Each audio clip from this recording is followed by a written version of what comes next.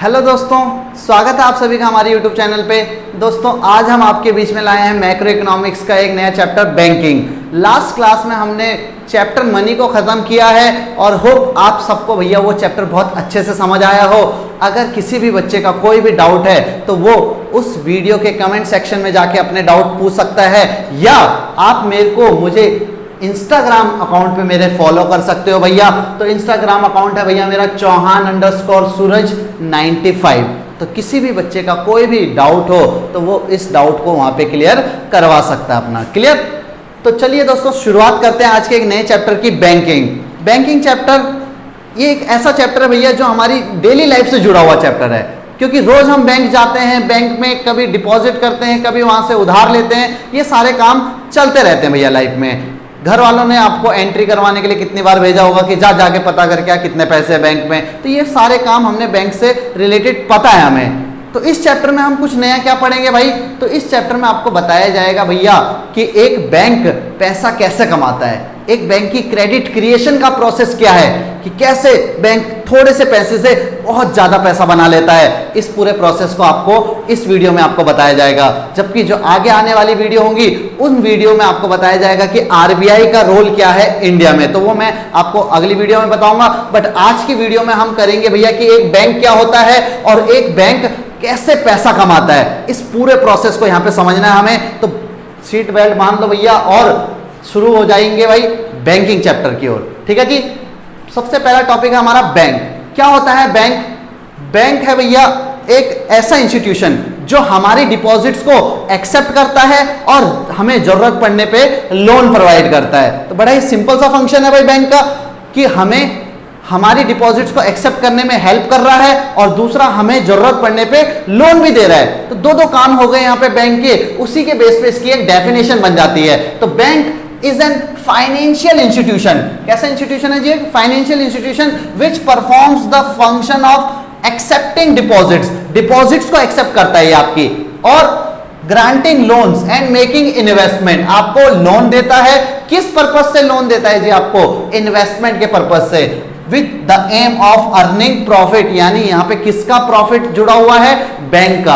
आपको लोन देने के पीछे आपका तो फायदा हो रहा है, आपको उधार मिल रहा है, बट बैंक का भी फायदा होता है, क्योंकि आपको इसके बदले जब रिटर्न करना होता है तो उसमें एक इंटरेस्ट रेट पे करनी पड़ती है, वही बैंक की इनकम होती है। तो इसी प्रोसेस को हम आगे वैसे पढ़ेंगे, बट अभी आप सिंपल सा समझो जी, बैंक के दो फंक्शन है यहाँ पे। एक आपकी डिपॉजिट्स को एक्सेप्ट करना और दूसरा आपको लोन प्रोवाइड करना। तो इसके बेसिस पे हमारी ये डेफिनेशन बन जाती है। एक बार हिंदी में भी देख लेते हैं डेफिनेशन को। बैंक वह संस्थान है जो लोगों की जमाओं को स्वीकार करता है, उसका भुगतान करता है और जरूरत के समय आपको ऋण प्रदान करता है। यानी जब आपकी नीड है तब आपको लोन दे देता है, जब आपके पास पैसा एक्स्ट्रा है तो उसको डिपॉजिट कर लेता है। तो बहुत बेसिक सा फंक्शन है यहाँ पे। ठीक है जी। इसी के बाद आता है फंक्शंस ऑफ बैंक्स। हालांकि ये सिलेबस से आउट है, इसको पढ़ने की वैसे जरूरत नहीं है, बट नॉलेज के लिए मैं आपको थोड़ा सा बता दूं कि क्या फंक्शन है। वैसे तो हमने ऊपर पढ़े लिए हैं बैंक के दो फंक्शंस, कि accepting deposits and granting loans, but उसको थोड़ा और डिटेल से पढ़ेंगे। तो इसमें सबसे पहला आता है आपका प्राइमरी फंक्शन। प्राइमरी फंक्शन में आपके वही दो पार्ट बन जाते हैं इसके। एक तो आपकी डिपॉजिट्स को एक्सेप्ट करता है और आपको लोन प्रोवाइड करता है। तो कैसे ये आपकी डिपॉजिट्स एक्सेप्ट करता है? तो इसको तो सबको पता है कि एक अकाउंट खुला होता है बैंक में, वहां पे जाकर के हम अपना पैसा जमा करवा लेते हैं। तो कुछ अकाउंट्स के बारे में आपको बता दूं मैं यहाँ पे। तीन तरह के अकाउंट होते हैं, एक करंट अकाउंट, सेविंग अकाउंट, एक टाइम डिपॉजिट। हालांकि इसके लिए कोई अलग से अकाउंट नहीं खुलवाना पड़ता, बट बैंक इसको अलग से एक डिपॉजिट के तौर पे एक्सेप्ट करता है। ठीक है जी।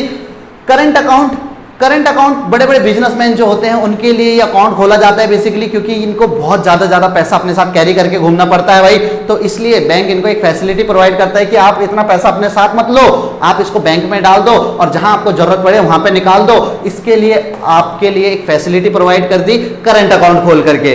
करंट अकाउंट की खासियत ये होती है भैया कि इसमें बैंक आपको कोई इंटरेस्ट पे नहीं करता, बल्कि आपसे चार्जेस कट कर लेता है। तो आपको इतना नॉलेज होना चाहिए कि जब आप अकाउंट खुलवाने जाओ तो कौन सा अकाउंट आपको खुलवाना है, करंट अकाउंट या सेविंग अकाउंट। जब हम एटीएम में पैसा निकालने के लिए जाते हैं तो आपको कौन सा बटन दबाना है, करंट अकाउंट का या सेविंग अकाउंट का, क्योंकि ये जो करंट अकाउंट है ये बड़े बिजनेसमैन के लिए होता है, और दूसरा अकाउंट जो है हमारा सेविंग अकाउंट, ये नॉर्मल हम जैसे लोगों के लिए, हाउस होल्ड्स जितने हैं, पेंशनधारी जितने हैं, उन सभी के लिए जो अकाउंट खुलता है उसे हम कहते हैं सेविंग अकाउंट। ठीक है जी। इसमें हम जब पैसा जमा करते हैं भाई तो कुछ समय के लिए पैसा रखते हैं। अब जब कुछ समय के लिए पैसा रखते हैं तो बैंक इस पैसे को आगे लोन पे देता है और उससे इंटरेस्ट कमाता है, और उसी के बिहाफ पे वो हमें भी इंटरेस्ट देता है। तो बैंक हमारे पैसे से पैसा बनाता है, खुद का भी और हमारा भी। ठीक है जी, सेविंग अकाउंट। तीसरा है टाइम डिपॉजिट। टाइम डिपॉजिट एक तरह से फिक्स डिपॉजिट, एफडी आपने सुना होगा कि एक फिक्स समय के लिए, हिंदी में इसे कहते हैं सावधि जमा। एक फिक्स टाइम के लिए अगर आप अपनी अकाउंट पे पैसा जमा कर देते हैं तो इसे हम कहते हैं भैया टाइम डिपॉजिट्स। क्लियर। तो इसमें आप एक फिक्स टाइम के लिए जब पैसा जमा करते हो तो भैया उसमें बैंक आपको इंटरेस्ट भी ज्यादा देता है पहले के मुकाबले। सेविंग अकाउंट के कंपेयर में आपको इंटरेस्ट फिक्स डिपॉजिट में ज्यादा मिलता है। ठीक है जी। 3 तरह के अकाउंट खोले, करंट अकाउंट, सेविंग अकाउंट और टाइम डिपॉजिट्स। इधर आते हैं हम एडवांसिंग ऑफ लोन्स, कि लोन कैसे देता है। तो लोन देने का सिंपल सा फंडा है भैया कि एक कोलेटरल ले जाओ, कुछ भी चीज अपनी गिरवी रखवा दो, या आपका जो बैंक में पैसा पड़ा है उसके बिहाफ पे बैंक आपको अलग अलग टाइप के लोन दे देता है, जैसे cash credit, demand loans, short term loans. तो ये सारे लोन के ही टाइप हैं, बट आपको इसके बिहाफ पे कुछ जमा करवाना पड़ता है, या तो आप कुछ मिनिमम मनी जमा करवाओ या आप अपने कुछ एसेट्स जमा करवा दो, उसके बिहाफ पे बैंक आपको लोन दे देता है। ये आपका एडवांसिंग ऑफ लोन्स बन जाता है यहाँ पे। तो बेसिक सा फंक्शन है प्राइमरी। इसके बाद आते हैं सेकेंडरी फंक्शन। सेकेंडरी फंक्शन में आता है हमारा ओवरड्राफ्ट फैसिलिटी।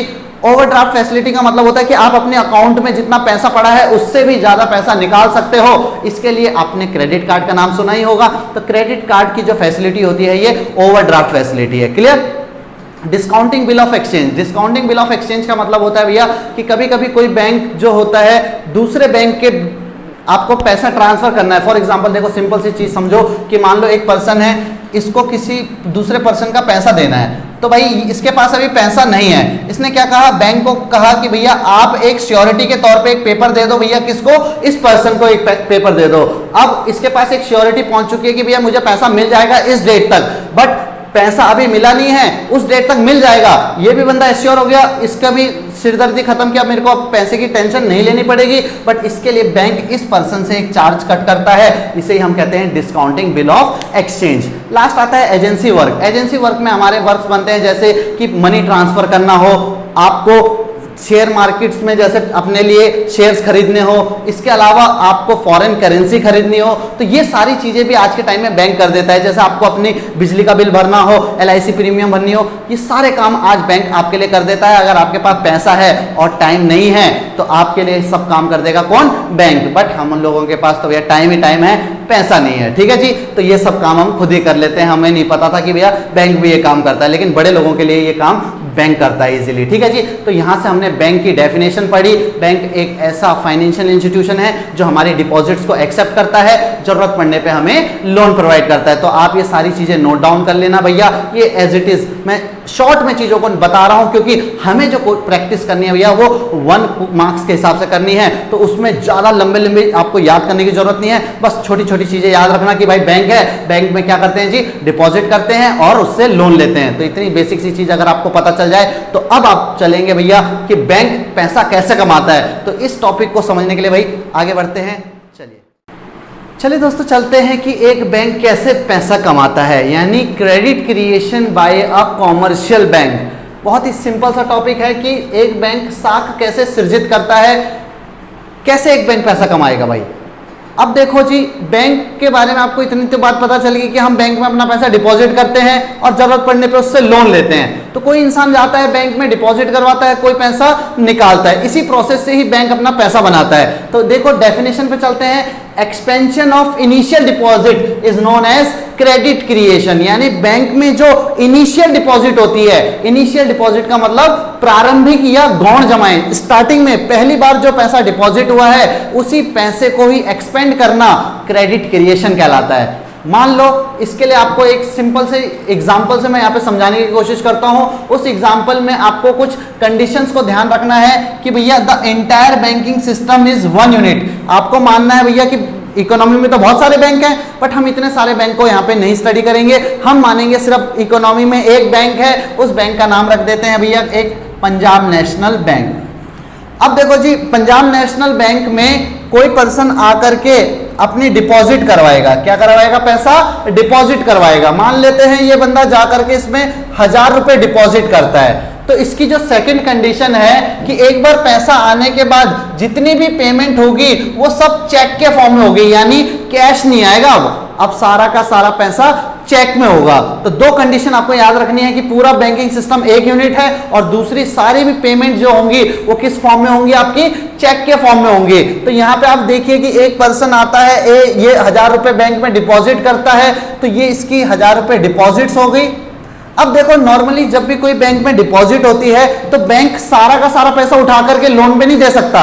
क्यों नहीं दे सकता जी लोन पे? क्योंकि उसको कुछ पैसा अपने पास रिजर्व रखना पड़ता है और उसे हम कहते हैं यहां पे LRR। एक और कॉन्सेप्ट आपको समझना है, LRR क्या होता है। तो ये है आपका लीगल रिजर्व रेशियो, हिंदी में बोलते हैं इसे कानूनी निधि अनुपात।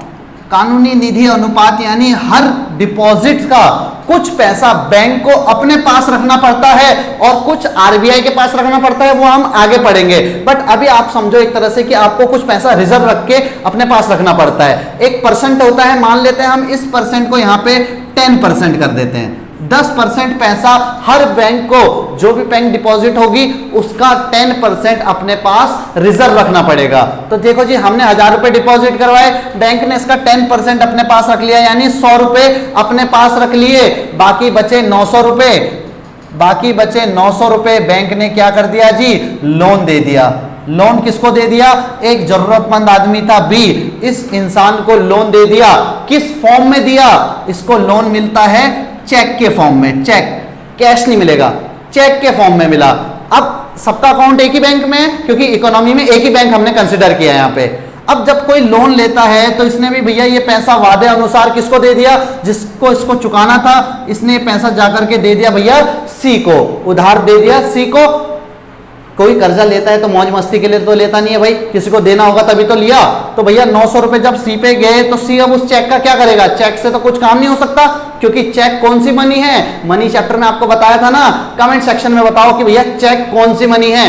आपका ये क्वेश्चन है, जिस बच्चे ने भी मनी चैप्टर पढ़ा है वो इसका आंसर इजीली दे देगा और पेपर में क्वेश्चन आएगा भाई चेक कौन सी मनी है, तो आपका आंसर कमेंट बॉक्स में देना है भैया। देखते हैं कितने बच्चे सही आंसर देते हैं। तो देखो जी, इसके पास जब 900 रुपए का चेक आया तो ये उसको वापस लेकर के कहां गया? बैंक में गया। अब हमने ऐसा माना कि चलो जी, इसने इसको बैंक में डिपॉजिट करवा दिया। अगर ये इसको चेक को बैंक में ले जाकर के कैश करवा दे तो ये प्रोसेस यहीं पे ब्रेक हो जाएगा। बट अगर मान लो इसने यहाँ पे 900 रुपए डिपॉजिट दोबारा बैंक में करवा दिए और कुछ समय के लिए सेव कर लिए, तो ऐसे में बैंक इसका फिर से 10% अमाउंट यानी 900 का 90 रुपए अपने पास डिपॉजिट रखेगा और 810 रुपए का दोबारा से किसी को लोन दे देगा। किस फॉर्म में देगा जी? चेक के फॉर्म में देगा, कैश नहीं देगा। कैश जाते ही मार्केट में वो यूज कर लेगा उसको, बट चेक के फॉर्म में देने से वापस बैंक में पैसा आता है। तो कभी भी आप देखोगे बैंक जब भी आपको लोन देता है तो चेक के फॉर्म में देता है, क्योंकि घूम फिर के पैसा फिर बैंक में ही आ जाता है। तो ये प्रोसेस तब तक चलता रहता है। देखो, 1000 से हुआ 900, 900 से हुआ 810, 810 से होगा 729। ये प्रोसेस चलता रहेगा कब तक? जब तक आपकी इनिशियल डिपॉजिट जीरो ना हो जाए। अब ये जीरो कब होगा भाई? तो जब तक ये प्रोसेस चलता रहेगा, एक पॉइंट आएगा जहां पे ये जीरो हो गया, तो वो पॉइंट वैसे तो बहुत मुश्किल होता है आना, बट ये प्रोसेस ऐसा अगर चलता रहे तो ये जीरो हो सकता है, ऐसा माना जाता है। ठीक है भाई, इसी चीज को, इस पूरे एग्जाम्पल को मैं आपको एक टेबल के थ्रू समझाने की कोशिश करता हूं। यहाँ पे देखो जी, एक टेबल बनाते हैं। पहले राउंड यहाँ पे डिपॉजिट होती है, बैंक इसका कुछ पैसा लोन पे देता है और एक अमाउंट आपको रिजर्व रखना पड़ता है, जिसे हम कहते हैं LRR। तो देखो जी, फर्स्ट राउंड में कोई पर्सन 1000 रुपए डिपॉजिट करवा के गया, 1000 रुपए यहाँ पे डिपॉजिट हुए। बैंक ने क्या किया? इसका 10% अमाउंट अपने पास रखा और बाकी के 900 रुपए क्या कर दिए जी? लोन पे दे दिए। अब आपको पता है यही जो लोन है वापस दोबारा से किसी के पास जाएगा। लोन पे गया तो यहाँ पे लोन से इस बंदे ने वापस ये पैसा कहाँ पे डिपॉजिट कर दिया? बैंक में। तो ये प्रोसेस 900 रुपए आपके यहाँ पे आ जाएंगे, 900 रुपए दोबारा डिपॉजिट हो गए। बैंक ने फिर इसका 90 रुपए रिजर्व रखा और 810 रुपए का आगे लोन दे दिया। यही प्रोसेस आगे चलेगा भैया। तीसरे पॉइंट पे 810 रुपए यहाँ पे आ जाएंगे और 81 रुपए 81 रुपीज आपके फिर से रिजर्व हो जाएंगे 10% और 729 यहाँ पे आ जाएगा। अब बच्चे बोलेंगे भैया कब तक करना है जी ये, तो बस 3 पॉइंट तक करना है, उसके बाद ये डॉट डॉट डॉट लगा दिया भैया। डॉट डॉट डॉट करने के बाद यहाँ पे एक लाइन लिखनी होती है हमें, जब तक टिल बिकम्स जीरो, जब तक जीरो ना हो जाए भाई, शून्य होने तक हमें ये प्रोसेस को आगे करता रहना पड़ेगा। अब कैसे करेंगे भाई ये प्रोसेस आगे, हमें तो नहीं पता इससे आगे क्या आएगा, इतनी ज्यादा कैलकुलेशन थोड़ी मेरी, मैथ्स थोड़ी इतनी अच्छी मेरी। तो भैया उसके लिए एक फॉर्मूला बनाया है। क्या बनाया है? टोटल करने के लिए एक फॉर्मूला, कि भाई इसको टोटल कैसे करें। तो टोटल करने के लिए फॉर्मूला क्या है, इसको समझ लो यहाँ पे साइड में। Credit creation equals to, credit creation equals to यहां पे लिख देता हूं मैं आपकी इनिशियल डिपॉजिट इनटू में money multiplier. Initial deposit into money multiplier, यहीं से क्वेश्चन बनेंगे भैया। आपको ऐसा क्वेश्चन दे देगा टेबल बना करके, आपको बोल दिया इनिशियल डिपॉजिट 1000 है और मनी मल्टीप्लायर आपको एक अमाउंट दे देगा। तो देखो जी इनिशियल डिपॉजिट कितनी थी हमारी 1000। मनी मल्टीप्लायर का फॉर्मूला होता है 1 अपॉन में LRR, ये फॉर्मूला आपको याद रखना है जी। मनी मल्टीप्लायर का 1 अपॉन में LRR। तो देखो क्या है LRR, LRR का अमाउंट है हमारा 10%, तो यानी 1000 इंटू 1 अपॉन में 10%, ये 10% है। अब इसका परसेंटेज तो हटाना पड़ेगा ना, तो परसेंटेज हटाने के लिए हम क्या कर देंगे, इंटू 100। परसेंटेज गया, 0 से 0 कट, 1000 से 10 की गुणा कर लो भैया, तो कितना आ जाएगा 10,000। यानी हमारा जो क्रेडिट क्रिएशन है वो कितना आया 10,000। तो हम यहाँ पे अब लिख सकते हैं जो हमारी डिपॉजिट्स हो रही है, ये डिपॉजिट्स हो रही भैया, लास्ट में आएगा हमारा 10,000। जो भी क्रेडिट क्रिएशन आया उसको लिख दोगे डिपॉजिट पे। अब 10,000 का 10% LRR है, तो 10,000 का 10% आपको पता है 1,000 होगा। 1,000 हमारा LRR हो गया और 10,000 में से 1,000 माइनस कर दो तो बचा 9,000। 9,000 आपका लोन हो गया। तो देखो आपकी ये बैलेंस शीट मैच हो रही है कि नहीं हो रही, 10,000 इक्वल्स टू 10,000, दोनों साइड इक्वल हो रहे हैं भैया हमारे। तो ये पूरा प्रोसेस जाना जाता है क्रेडिट क्रिएशन के नाम से। अब देखो कि आपने बैंक में कितने रुपए जमा किए थे 1000, बैंक ने इस 1000 से कितने बना दिए 10,000। तो क्वेश्चन आपसे यहाँ पे क्या बनेगा भैया, सबसे पहले तो आपको ये पता होना चाहिए कि क्रेडिट क्रिएशन का फॉर्मूला क्या है। अगर आपसे क्वेश्चन में क्रेडिट क्रिएशन पूछा है तो आपको लगाना होगा इनिशियल डिपॉजिट इनटू में मनी मल्टीप्लायर। इनिशियल डिपॉजिट थी 1000, मनी मल्टीप्लायर 1 अपॉन में LRR। मनी मल्टीप्लायर कभी कभी क्वेश्चन पूछेगा सिर्फ मनी मल्टीप्लायर बताओ, आपको इनिशियल डिपॉजिट भी दे देगा और मनी मल्टीप्लायर भी देगा।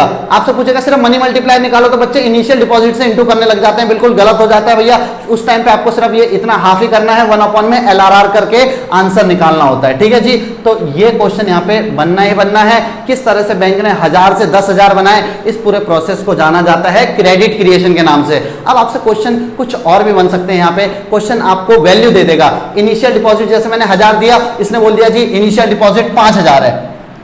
आपको LRR 10% दे दिया, इसने बोल दिया जी ये 20% है। बोलेगा क्रेडिट क्रिएशन बताओ, क्या बताओ क्रेडिट क्रिएशन। तो आपको ये फॉर्मूला पता होना बहुत जरूरी है। तो भैया 4 या 5 नंबर का बैंकिंग चैप्टर है हमारा, उसमें से 1 या 2 क्वेश्चन यहाँ से बनने बिल्कुल कंफर्म है, ये क्वेश्चन आएगा ही आएगा, ठीक है जी। तो credit creation, money multiplier, initial deposit के बारे में अगर आपको पता चलता है तो ये प्रोसेस आपका खत्म हो जाता है। एक बैंक पैसा कैसे कमाता है, बैंक की जो इनिशियल डिपॉजिट होती है उसी को एक्सपेंड करना ही क्या कहलाता है, क्रेडिट क्रिएशन। होप आपको पूरी क्लास समझ में आई हो, ये टॉपिक समझ में आया हो। अगर किसी भी बच्चे का कोई डाउट है तो मैंने आपको अपना इंस्टाग्राम अकाउंट तो बताया ही है, आप साथ में इस वीडियो के कमेंट सेक्शन में आप अपना क्वेश्चन पूछ सकते हो। और जो मैंने आपसे क्वेश्चन पूछा था कि ये जो चेक के फॉर्म में जो पैसा दिया गया है ये कौन सी मनी होती है, ये आपको कमेंट सेक्शन में बतानी है भैया। मैं इंतजार करूंगा सभी बच्चों के कमेंट का।